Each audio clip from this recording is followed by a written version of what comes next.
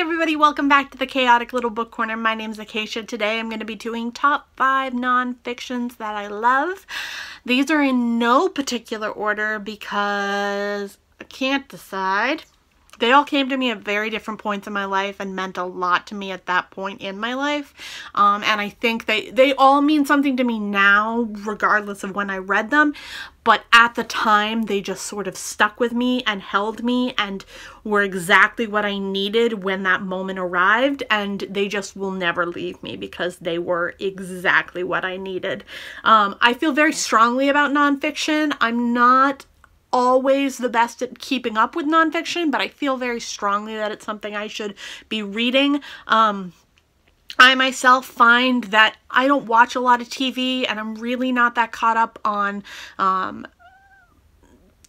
cultural things like my partner is just introducing me to Marvel. It's not something I went out and actively searched for, like the superhero movies. It just didn't appeal to me. So I'm watching all that for the first time. I don't really have much of a connection to 90s culture.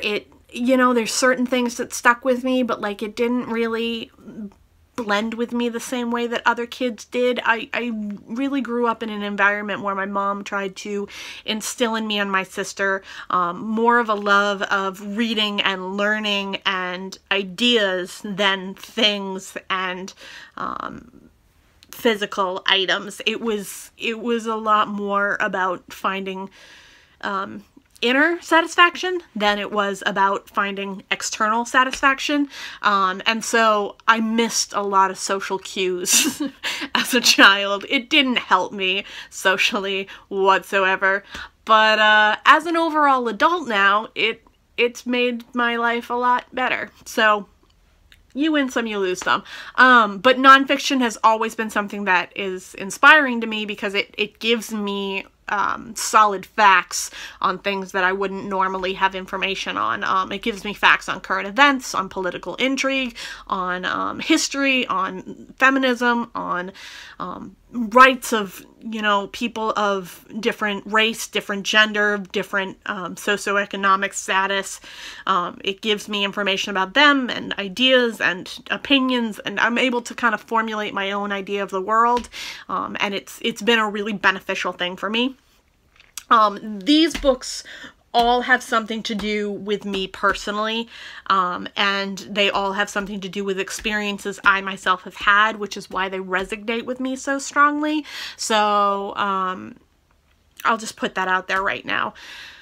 I'm going to dive into this. Again, no particular order. I'm just going in order of the way that they're stacked. This is not specifically a way that they are favorited or not favorited. So let's just dive in. First, we have Hunger by Roxane Gay. This is a book that came out last year, I believe, and it was one of my favorite books of the year. I feel so strongly connected to this book as an overweight rape survivor.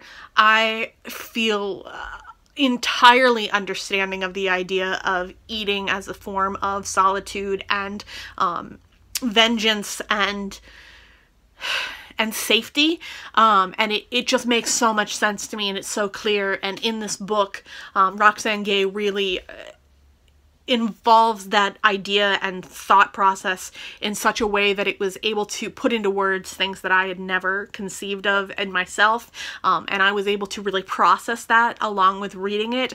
It was a really difficult read. I own it in audio now as well, just because I feel so strongly connected to it that I just want to have more of it. I really appreciate this book. This is her story of being overweight after being assaulted at the age of, I believe, 13 by several boys. Unfortunately, a story very similar to my own. She might have been younger than 13. I'm not sure. I can't remember, but it overall spoke to me on another level, and I am so grateful that this book exists, and I highly recommend it. It's not an easy read if you are looking for an easy nonfiction to dive into. This is not that one to dive into. It's really deep, and it has a lot of underlying conversations about society and the world and how people are perceived. This one, you can see, is destroyed. I mean, it's yellow on the side. It has underlinings throughout the whole thing. Like, it is battered. I read this book when I was 18, and I was starting to have memories come up again for me about my own history that I had blocked out with amnesic barriers and my mental health, or my mental illness. If you're curious about what my mental illness is and you're new to this channel, I'll link my question and answer video up in the cards talking about what my mental illness is and why I was able to block out the memories that I had. This is the memoir of Alice Sebold, and it is called Lucky. It is her story of being raped on campus at her school, and her experience after that assault. I needed this book when it came into my life so much, and it changed my feeling of feeling alone to a very consoled and very content way of viewing myself. It felt less harsh to myself and less evil towards myself, and it was a much more honest way to view myself, to not view myself as some complete victim, and to also not view myself as somebody who was going to give up. It was a really important book for me, and it meant a lot. Please Stop Laughing at Me by Jody Blanco. I don't mention this book enough. As a child, I was severely bullied physically, mentally, abused outright by many of my peers, and I was left to fend for myself in an environment that was very hostile and very scary. And the adults in my life were not able to help me in a way that was productive. My guidance counselor wouldn't listen to me. My teachers were aware of the bullying, but they just kind of let it slide. They left it up to kids will be kids, or boys will be boys, or girls will be girls, and it just was so terrifying. And my mother couldn't wrap her head around how bad it was. It sounded like I was making things up. It was so bad. It sounded unreal to be treated as poorly as I was being treated.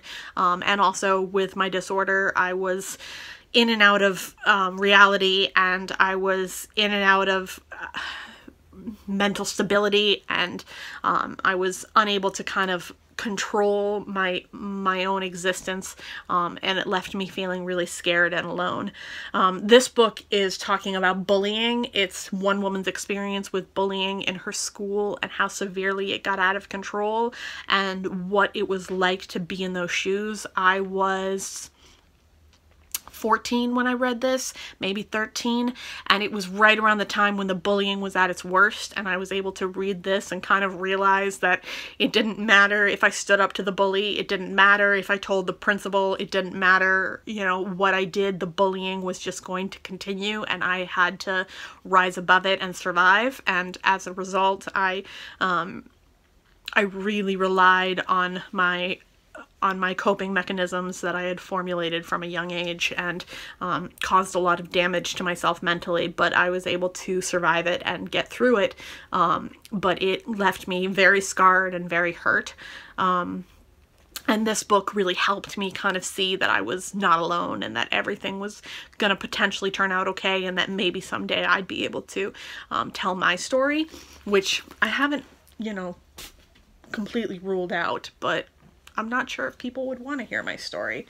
It's not a happy story, but it's getting happy. I will tell you that. It's getting happy. It's getting very happy, and I am in a really good place right now. So a lot of what I went through didn't pay off, but it left me in a place of stronger resilience, and it gave me a lot of power to live my life in a way that I feel much more confident in. So, however, comments get nasty, and people on the internet are just as bad as the people in my high school. So, that's fun. Furiously Happy by Jenny Lawson. This is A funny book about horrible things. I love this book. I recommend it constantly.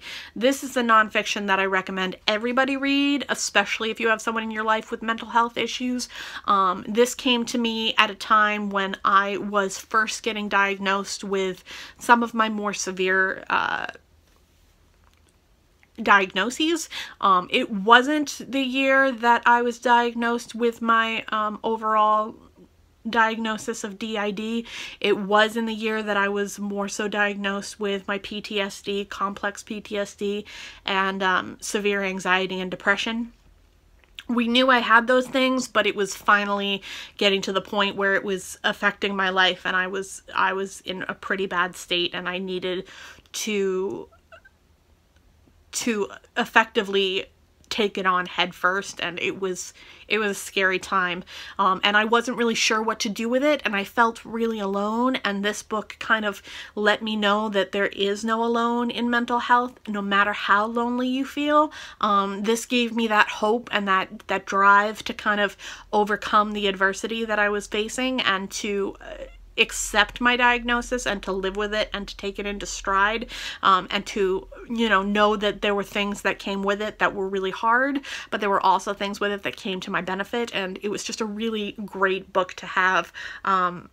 I recommend it to everybody, especially those who have mentally ill people in their life or who themselves are mentally ill.